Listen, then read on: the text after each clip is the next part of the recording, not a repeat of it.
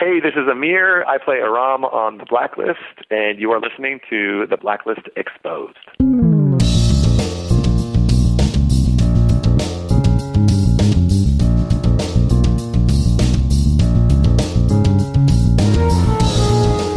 Greetings, Blacklist fans. Special episode with one Mr. Hashtag Aram Dorable himself, Amir Arison. Welcome to the award-winning Blacklist Exposed. I'm Agent Troy Heinrichs. And I'm Agent Aaron Peterson, and I'm glad that Aram Dorable is still a hashtag. That's pretty cool. Yes, we talked to Aram/Amir about a lot of things for this episode. I'm sure a lot of you have heard that he does have a new movie out, available on video on demand right now on whatever your favorite video on demand device or service is. So be sure to check it out. It's 20 weeks. And for this interview, we're going to talk a lot about The Blacklist, of course. We're also going to talk about his movie in detail and why it was important to him to make the film and what the film is trying to say and some other stuff. It's really a really touching film, and I hope you guys will definitely check it out. Yeah, Aaron and I saw it, obviously, and it was just so moving and emotional. We've actually been talking to Amir about it for probably 2 years now when it was first actually started to being made and then got premiered at the LA Film Festival last summer. So to finally see it actually on VOD, super exciting that everybody gets to watch this piece because it's a tough subject, but it's a great story at the same time. So definitely check it out. iTunes, Amazon, and wherever else you get your video on demand. I already said that.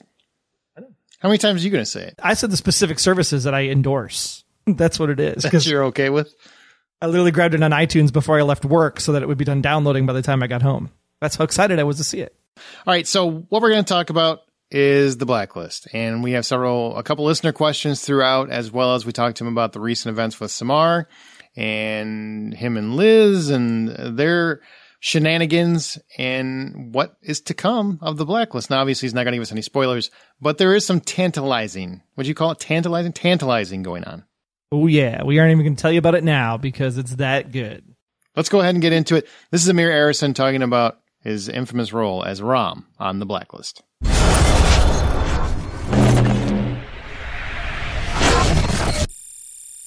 Hey, guys! Hey, what's going on, Amir? Hey. Good to be back. Great to be back. It's a few times we talked to you now. Well, I talked to you guys a bunch when you guys came to the 100th episode. I saw you guys in Chicago. Mm-hmm. But I think this is my second Golden Spira podcast interview. That is true. And we're glad to have you here because you've had some awesome stuff happening in the course of the show here in the back half of season 5. Let's talk about the big stuff first. You and Mojan teaming up to get some steamy scenes. It's a year later. We don't know if they're married, together, engaged, living. Like, it was all kind of weird stuff when you guys came back after the break from Christmas. And then you got this whole ring thing going on. Why don't you talk about that a little bit and kind of how the two of you have been playing off each other this season? Sure. First of all, I will say you haven't seen nothing yet. Ooh. The writers have done it again. I never saw it coming. I'll just say this.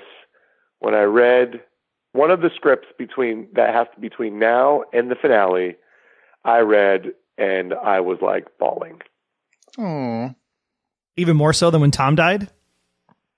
Tom died. I was like, woohoo. No, just kidding. No. Actually, oh my God, that's actually not true. No, actually, yeah. I did cry when I saw that episode. I didn't cry when I read that script, but I like teared up when they had that music, that cover of Sound of Silence. Oh, so good. That whole sequence, ooh, that was good filmmaking, huh? Yeah, that was great. So back to the question at hand. Yes. So yeah, we started this season, and they were together. You know, we had the kiss at the end of last season, and this season it was interesting. They were not. You know, I know the writers didn't want to do they break up, they get back together, they break up. They're just like, what does it mean to just have them just be in a relationship? And it was just like a new given circumstance. And in some ways, it was interesting to play. It actually for me, the will they, won't they, the flirt, the tension. The tension is always something good to play. As an actor, and it kind of wasn't there anymore. We were just like a couple. And so suddenly we're just working together and everything's like a copacetic. I mean, she had that one line earlier in the season, or when Liz is like, how's Aram? She's like, blissful, domestic, boring or something.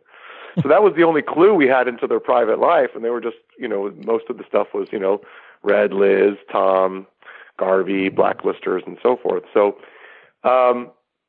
So then, I found that, so after sort of Tom wasn't on the show anymore, I think some real estate opened up, and they leaned into a little bit of that stuff, and it ties into all these things. They have, of course, master plans, and we all of a sudden I get the script, and this Aram wants to give her a ring. I think he wanted to give her a friendship ring or something. I don't know how naive can he be about giving a ring and thinking it doesn't mean anything, but actually he was right in thinking that, because she didn't think anything of it except that it was a nice thing. Like they actually were right for each other and knew what the other one would be thinking. It wasn't until he started self-doubting the thing he's best at when Wrestler said something, and then he goes to Liz and it got all twisted up. Mm-hmm. And then I don't think he knew what he wanted. And I remember when I read that script, I remember, is this clear? Like, I wanted to give her a ring, and then I was afraid to give her the ring because Wrestler said she'd think it's an engagement, and I'm not ready to be engaged, and I don't know what that'll mean. And then when I asked Liz if she thinks that, Liz is like, oh, she'll know if she wants to marry you when you get the ring, you'll know. And I was like, wait, you mean like she'll not want to marry me like now or like ever? So suddenly now I'm thinking, if she doesn't want to marry him at that moment, then she might not want to marry him forever. And he's completely beside himself or confused. So it's literally exactly what he wanted happened at the end from the beginning of the episode. But now he went down this total rabbit hole via Wrestler, via Liz, and via his own self-doubt and confusion. What if she had said, yes, I want to marry you, but he wouldn't have been ready? I feel like it was Aram is setting himself up to always be sort of nervous and disappointed and glasses. He was always the glasses half full guy, and I found that he started becoming a little glasses half empty around the time that the ring debacle started. Yeah, Aram doesn't have good luck with women, right? That's always been the thing. Never had good luck with women. He always goes for the bad girls. That's true. That's a good point. And I want to ask you a question, kind of off topic a little bit, because you do a lot of these junkets, you do a lot of these interviews and whatnot to promote the show. Do you ever, as an actor, wonder why people even ask you questions about what's coming up and what's going to happen and everything else? Because it seems like in every interview you get asked those questions, and everybody knows you can't answer them. So what's the purpose of that?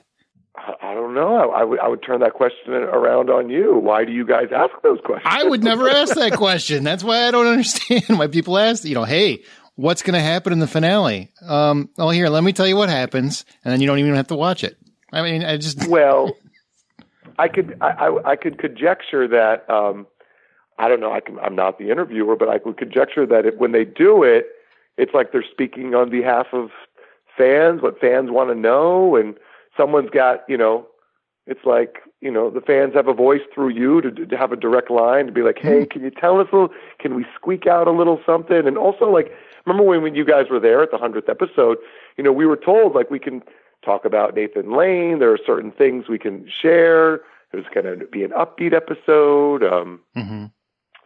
So there are things like there's things I want to share without sharing. Right. Like, okay, so last episode you saw Samar give me back the ring, right? Mm-hmm. Well, that has repercussions in this coming episode. And then you can't even imagine what's coming in the episodes after that. Unbelievable. Hardest I've ever worked on the series. Really? Episode 521. Wow. That'll be exciting. I'm now shooting the finale. I'm still exhausted. I'm like trying to get this. I am still exhausted from 521. That's most challenging, exciting, daring, frightening episode I've ever done on television. I don't know how it'll turn out. 520 was no walk in the park either. Oh, and 519, not for me so much, but 519 is also a monster. And now we're shooting the finale, and as you know, and the finale at the end, ooh, is a good turn. Yeah, we have heard that. We have heard that. So how is that for some teasing without saying anything? Very well. Yeah, very astute. I like it. I like it. That's why they gave us the week off before these last 4, so we could rest up and be prepared. Eat a lot of Wheaties, I guess. I'm pretty excited about these last 4, I got to say. I mean, these are... So are we. It's a good home stretch here. Every year they really bring it home. I mean, I haven't seen a season yet where they didn't bring it home, so I'm not worried about it at all. All right, so let's ask about the training then. Aram, before the coma incident, he wanted to be field trained. And then when he comes back, we still haven't heard whether or not that actually occurred. Well, Cooper did send him to go get the witness. Unfortunately, the witness was stolen right from under him. We thought from Garvey, but it actually was Red. Samar, I think that was the episode where it was the serial killer, copycat killer, and Martha Plimpton when Liz was being used because she was the profiler, and then Ressler and Samar were on the case. So they needed someone to go pick up the witness. So Cooper sent me, and it was a nice given that, I'm one of the other core task force members that was available. And to me, that was just like, oh, there's the proof in the pudding that he's been trained, that he's being entrusted to go escort a witness. And then they had him escort him again into private custody, and that's when he was. But if you saw in that situation, they were overwhelmed. There was 4 vans that circled them, and so Aram felt horrible and pretty embarrassed about it, quite honestly, which was challenging and also fun to play to a certain extent. He jumps out of the car and he draws his weapon. I mean, he's never really done that before. True. He jumped out of the car and drew his weapon to see, but there were too many vans and he didn't want to shoot the witness. And you're going to see some stuff. No, you'll see the training definitely in effect. He might have even gotten some driving lessons. He might even know how to drive. So there has been off-camera training, which you say, I mean, he's still the same guy, but he knows the protocol and of course certain situations might draw on his sort of, I don't know if you call it bravery or risk-taking. And so just like I would say as an actor prepares, you rely on your preparation. So Aram is relying on his training. So you're like Aram Bond now. Aram Bond, yeah, Mojtabai. We should say Monica Stoffel will be excited in the Facebook group because that was one of her questions, is if we're ever going to see you take the reins of Tom and be the stunt driver at all. So I don't think I'll be as awesome and fearless and spy-esque as Tom. Aram is still Aram. But I can't remember if I'm in 419, but I'm in the field 420, 421, 422. I was in the field 418, 417. I know because I've been working a lot more days. Love it. And I mean, look, Aram, I don't know if that was in field training or not, but Aram was willing to get hit by a bicycle, be on a bicycle and get hit by a car. Yeah, that was an interesting. For the good of getting lit for an undercover operation that wasn't even sanctioned by Coop, so Liz could steal the files on Garvey. Yeah, but you and Liz are like buds. You'll do anything for her. It's true. He also was motivated to get Garvey too, very much. Ever since that even though the witness was taken by Red, he faced off with Garvey. Garvey threatened to kick his ass, and he's like, "No, guy, we gotta stop this guy." He also killed Tom, and was going to try to kill a witness. So no, this guy's got to go. Can I just say, you're one of the few actors I know that remembers the minute detail of the show when they're recounting it. I mean, and then that's not a dig in any way. I mean, actors, you go from script to script to script and you're trying to learn your next one, but you always remember like the fine details. If you ask me the name of the Blacklister for an episode, now that we're in the middle of end of season 5, I would be fuzzy on what was I would remember that but Aram's journey or big plot twists of the show, that these were big events in Aram's life, just like they were in a big event in your life. If I'm shooting a gun, whether I'm as an actor or a character, I'm going to remember it. Is it very personal for you? I care. I don't know. Isn't that how you get to make the work good?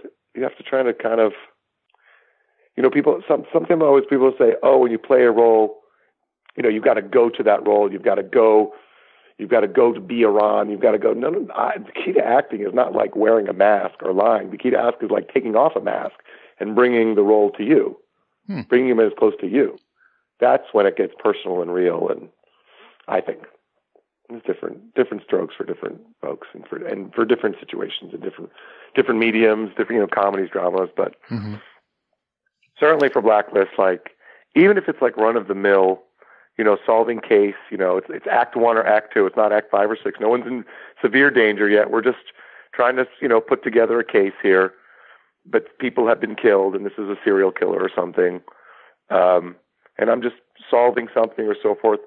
I like to think like what about the families of the victims, or what about the people or the justice, or the threat to the environment, or whatever the situation may be. And how would I really? That's a huge responsibility. It's a huge responsibility that FBI or law enforcement have, and certainly a secret spy task force has, getting like the biggest baddies ever. So, I don't think Aram takes it lightly, and I don't take it lightly. Well, I guess with that, then one of the questions George Nauman had was, now that you're field training, you're not taking it lightly, and you're kind of involving yourself in this character, would you ever like to see yourself as one of the numbers on the list, like Dembe, like Tom, like Kaplan? Ooh, wild question. Never ever thought about that before.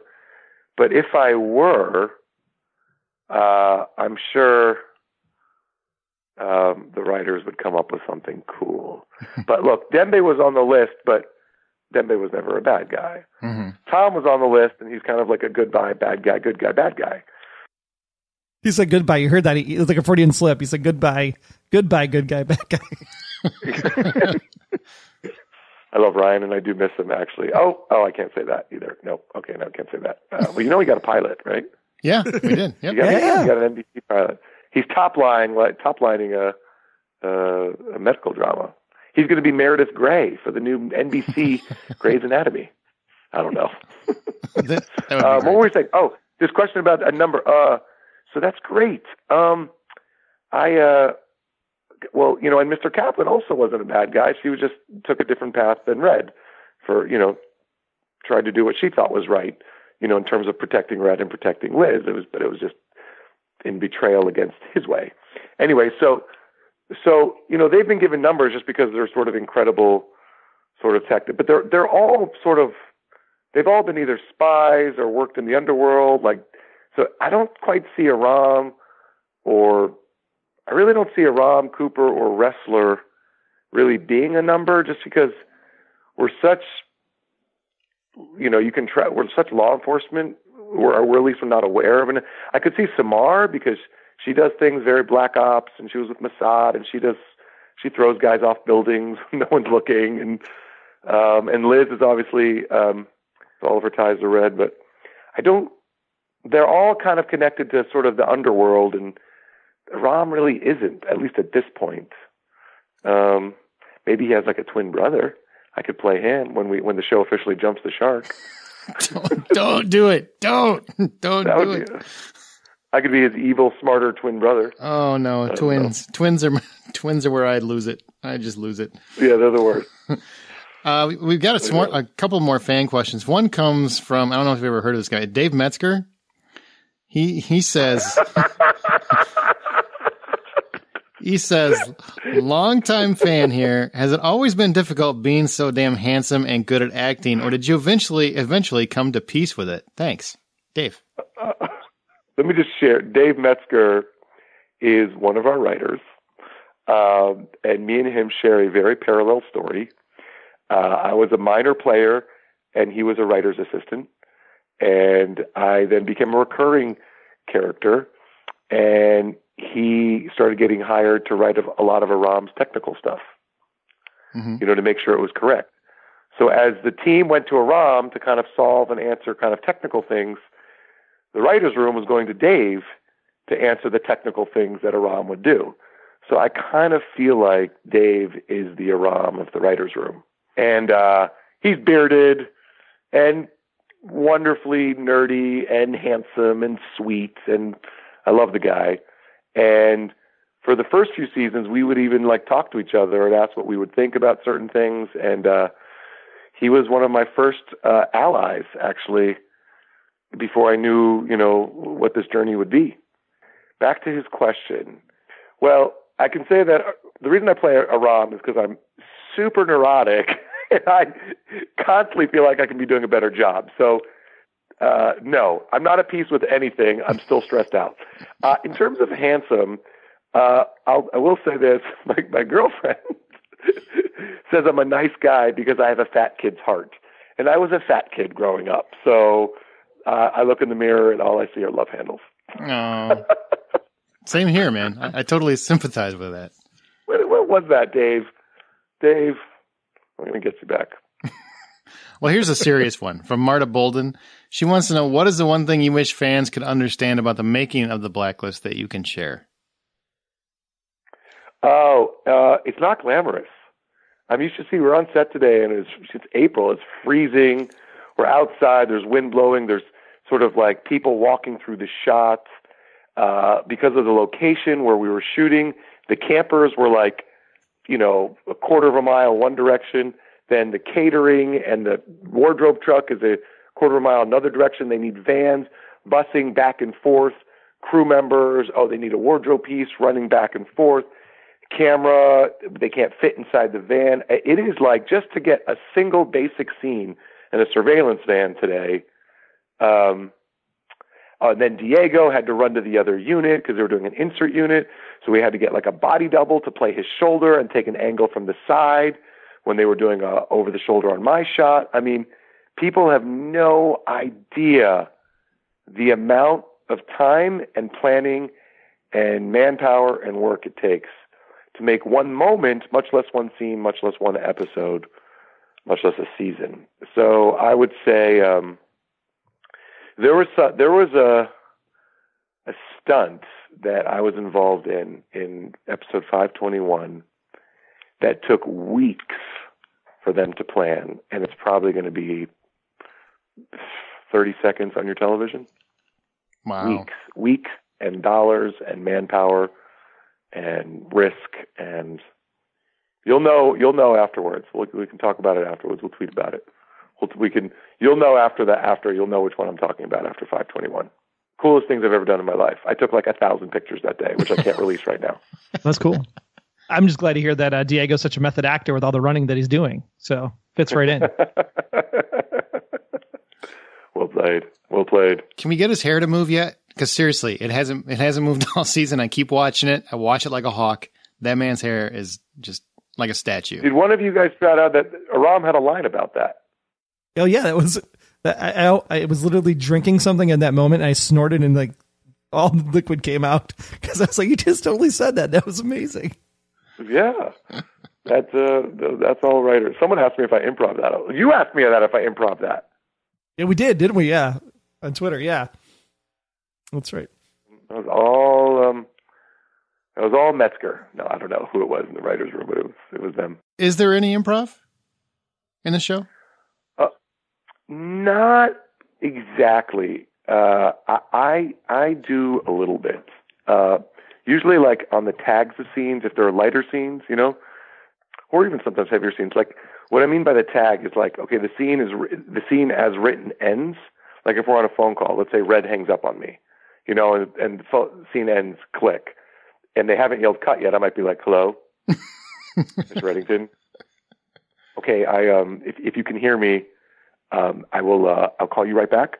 Something like, we'll do stuff like that, and I'll give you an example. Or you remember the example with the bike accident, and me and Liz teamed up to go steal the files in I think it was the last one that aired, 518. Mm-hmm. So we had that whole thing. It was set up to intercut and everything. And after the bike accident, there's this whole kind of riff on, what if he texts and drive? And she's like, he won't because he's a rule follower. I was like, how do you know? And then Aram is trying to riff to get him to not, turn around. So he's like, no, pray with me. And he goes, pray. And Aram's just kind of off the top of his head, just be like, let's pray that I'm alive and that you, or something, and that you weren't texting. And he goes, I never text and drive. And the line scripted at the end of it is like, who knew? As we see Liz sneak away and that the mission was accomplished. Mm-hmm. So that was the end of the scene. They didn't yell cut. I'm looking at Liz. I see her scurry away. He's looking at me. The scene's over. And I'm just like, I feel better.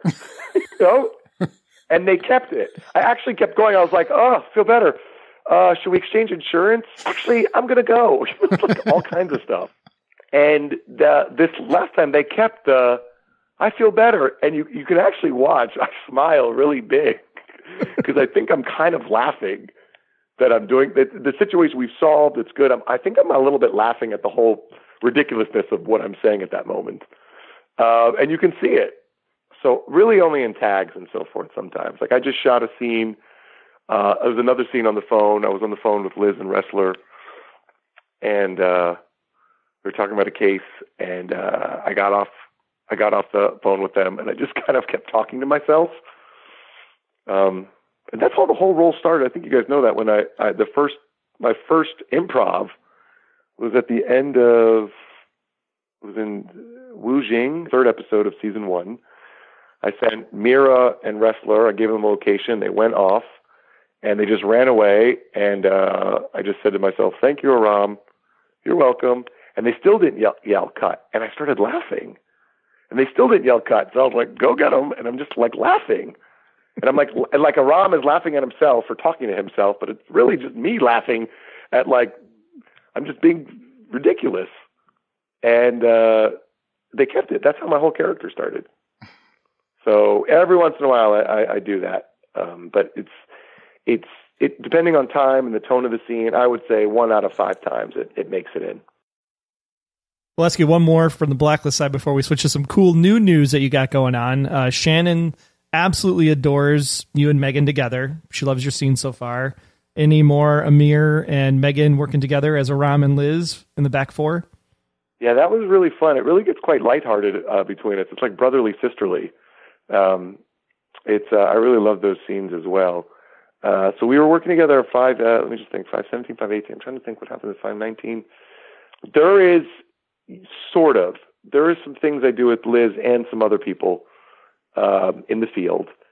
There is not exactly like now that you see at the end of that episode that she spotted who Garvey was with. We saw at the end of that episode she made contact with her. Mm-hmm. Remember with the woman that says, do you remember what she said? I'd rather you say it. I don't want to say it if I mess it up. Yeah, she's Lily. That's what her name tag says on her shirt. AKA Liz's sister, Jennifer. Red's daughter. Yeah, allegedly Jennifer. Jennifer. The allegedly Jennifer. Correct. So now she kind of has her, and that's kind of her. That's a big point of interest for Liz. And that's not really, Aram's not really so aware of that. So yes, I do things with Liz, but not exactly in the same kind of like fun, caped, silly kind of fun, caped duo like we had. But me and her have a lot more work together this season. There's some group scenes, but we kind of have this like, actually, yeah, in 520, begins in 520. There's this interesting dynamic that happens between 520, 521, and a little bit in 522. 520 and 521 really. Yeah, no, 520, 521, 522, where there's like this kind of like an emotional kind of thing that we kind of have a back and forth about, which is not really funny, but it was great to play. It's interesting. It'll all make sense when you see it. Oh, I have no doubt. All right, Amir, I'm ready to talk to you about your new movie, 20 Weeks. If you would love to talk about this new flick on video on demand and limited release. So it's in some theaters too, right? It's also on video on demand. Yeah, it was for 1 week. It actually ended. It's 1 week theatrical release just ended today. Mm-hmm. But at the same time, it's been available on demand and is currently on various platforms, Amazon Prime, iTunes. I don't know all of them, but if you look up the movie or the website, they have all that stuff. Mm-hmm. Yeah, and it's nice to see it finally come out. I shot it almost 2 years ago. It made its world premiere at the LA Film Festival last summer, and then it did the festival rounds, and then it just had its release, and it's a movie we made for no money, but very personal story and really wonderful artists, and it's not an easy movie, but I'm quite proud of it. And super well acted, I might add, because for the first time, because we've obviously met in person, we know you well, and all I wanted to do was literally just punch you in the face, because I hated you so much in this movie. A couple times. The whole time, or just in certain moments? Just a couple moments. No, just a couple moments. Three quarters of it, maybe, for me. You know what? 3/4 for you, Aaron? No. Aaron, I think, was a little different. I'm totally... Here's the one thing, and I want to, for listeners, I do want to explain what it is. It stars Amir Arison as Ronan and Anna Margaret Hollyman as Maya. Yep. they are a couple. They're newly in love. They've been together about 11 months when she finds out she's pregnant. And there is some conflict before they really get moving with the relationship and with the pregnancy, because Maya doesn't know if she wants a child. And at about 20 weeks, which is pretty far along, it's near 6 months, she comes into some complications which could result in them it does result in them having to choose whether or not to terminate the pregnancy, because there could be a birth defect, there could be some other serious medical issues.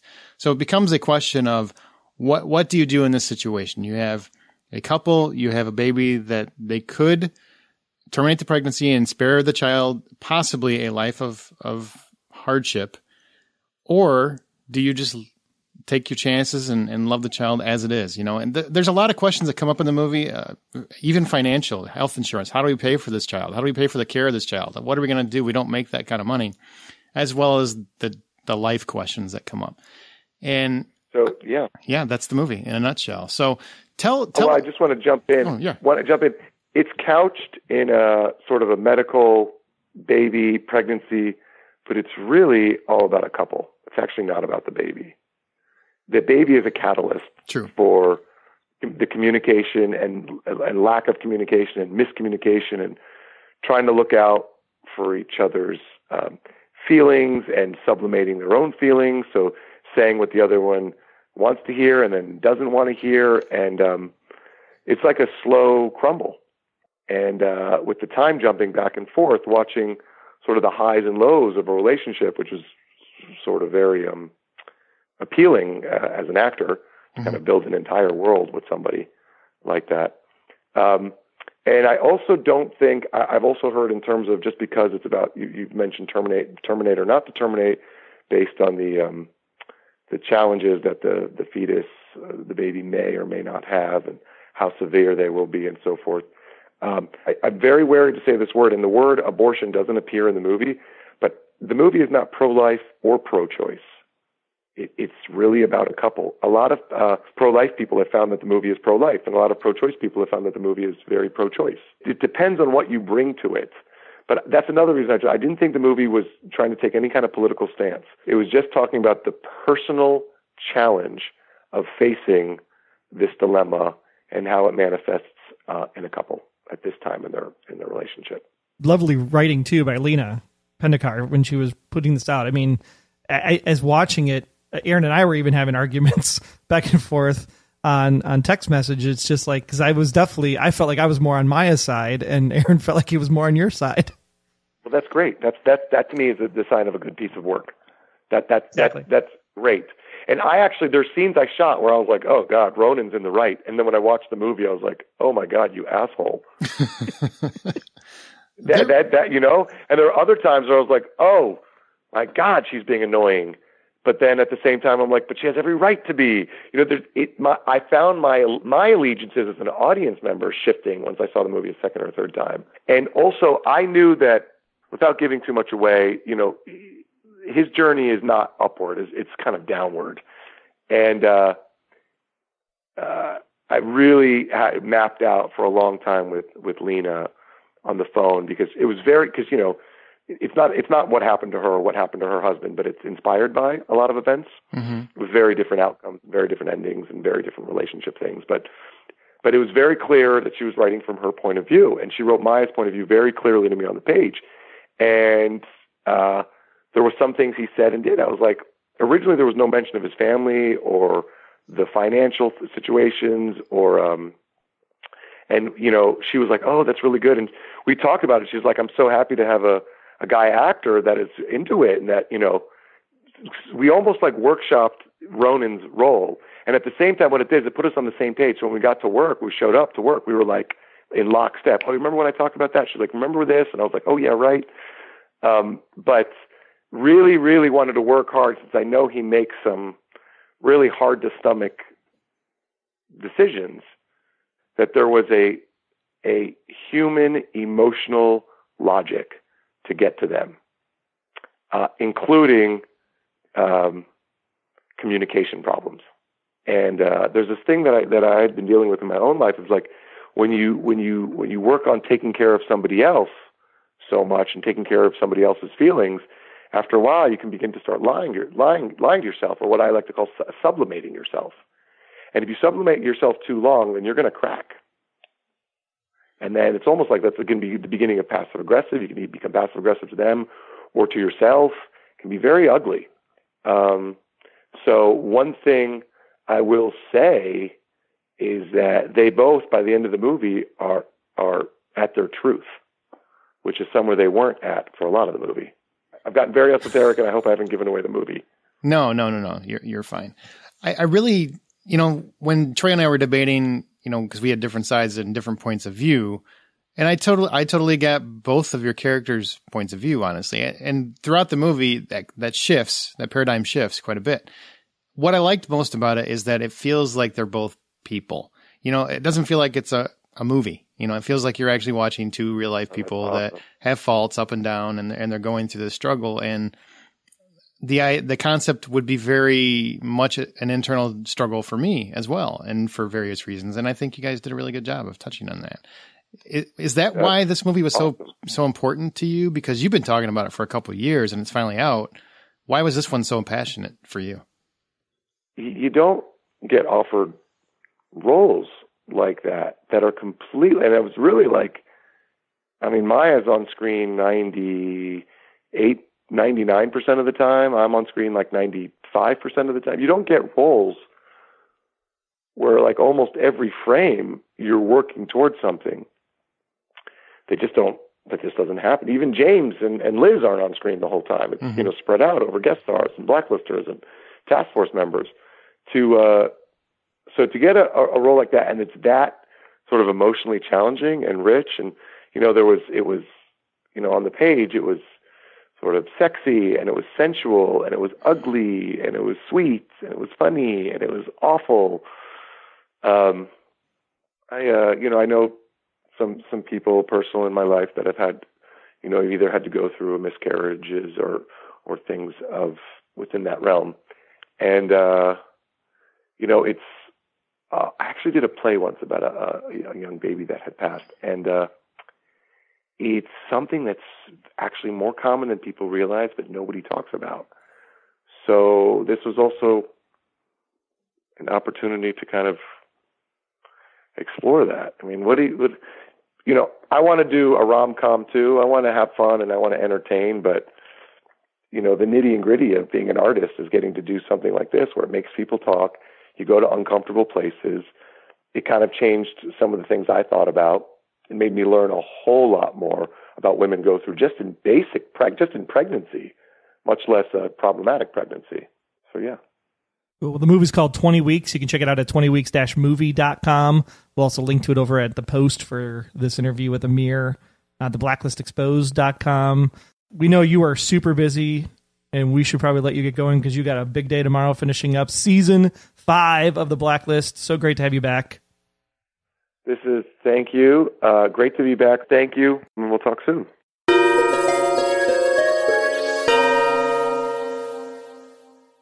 Always good to have Amir here chatting with us about The Blacklist and especially his new movie, 20 Weeks. Again, 20weeks-movie.com. If you want to check that out, and again, video on demand in order to watch it. And we'll have a link up in the post at theblacklistexposed.com. And we are just super excited for the last 4 episodes of season 5. I can't believe it's come to an end. We started out with that New York groove way back at the beginning, and everything seemed light and fluffy. And man, it sure sounds like things are not so light and fluffy for these last 4, Aaron. I'm pretty pumped, and they're talking a lot about what the cliffhanger is going to be. So I'm really that there's going to be a cliffhanger at the end of season 5. So, and I think, what did John say? It's the bravest one they've ever done, or something like that. Boldest one they've ever done. It is, because if they don't, you're going to go punch somebody in the face if they don't tell you who's in that duffel bag. Oh, why didn't I ask him that? Well, he wouldn't have told me. He would have told you. You asked him that question. Why do people ask that question? Don't ask that question. I'm a victim of my own design. Yeah. So, did you understand why I was asking that, though? I always wonder that when they do these junkets, it seems like everybody tries to ask them like they're just trying to trip them up or whatever. And I get that they're doing it, they're facilitating fan questions. But in my mind, I'm like, ask them stuff that they can answer. That they have to dance around that so much. I don't know. Well, I get it because we get those questions from the fans in the Facebook group when we post it up when we do one of these interviews. And I'm like, why did you ask that question? Don't waste your chance to ask a good question. Oh, it was very fun. It was always great to talk to him. He's one of the most laid back actors I think I've ever talked to, and I really respect and appreciate that. He's also one of the nicest guys I've met in Hollywood. So very glad to talk to him again. Hope we'll do it again soon. And definitely make sure you check out at Raina the Rescue on Instagram. Pictures of Amir's dog. They're so cute. Make sure you check that out. We didn't talk about his dog.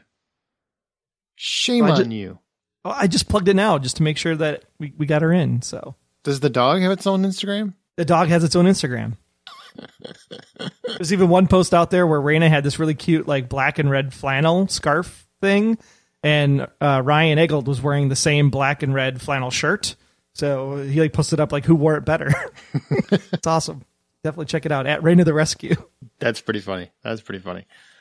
All right, guys. Well, I think that's going to do it for this special episode. We will be back next week because we've got the Final Four coming, and I think we're pretty excited. I'm really excited. Yeah, really, really excited. So that'll do it for this week. Make sure you follow us on Tumblr, Instagram, join the Facebook group so you can have the conversation. I mean, we're having a lot of chatter in the Facebook group. So if you have not gotten over there yet, make sure you are in there for these last 4 episodes. We did make sure we set up the group appropriately, so therefore no one will get spoiled by accident in the general public. So it's all safe to come on in and share everything you want to theorize about the Blacklist, because, man, there are a lot of theories going around. And we also want to plug our other podcast, Beyond Westworld, which has already started back up. If you're a fan of Westworld or you dig that show, and if you aren't watching it, start watching it because it's amazing. We started that show back up, Beyond Westworld. It's also part of Golden Spiral Media. You can go to beyondwestworldpodcast.com or your podcast app of choice and check that out because we're going to be following that show all season long. Until next time, I am at Troy Heinrichs on Twitter. You can follow me there. I am at Aaron Smirks. You can follow me there on Twitter. Yeah, I just changed it. I like it. You like it? That's why I went there, so you could plug your Twitter for you. See how I did that? I teed you up. People kept telling me my other one was too complicated. It's like KAZ_. What the hell's going on? So I just changed it. Aaron Smirks. I don't know what an underscore is. Yeah, that's the problem. Nobody can find it. Aaron Smirks. There you go. Because I do. You do. It's fun. Cool. All right. We'll see you guys next week. Bye-bye. Until next time, I'm Agent Troy Heinrichs. That's at Troy Heinrichs on Twitter. And if you want to learn more about me, just visit, about.me/Troy Heinrichs. And I'm Agent Aaron Peterson. You can hear me talking about movies and TV on the Hollywood Outsider podcast, as well as Remake This Movie Right. We are available at thehollywoodoutsider.com or on Twitter at 5popcorn. Be sure to subscribe, download the app, submit your feedback, but most importantly, keep yourself off of the Blacklist.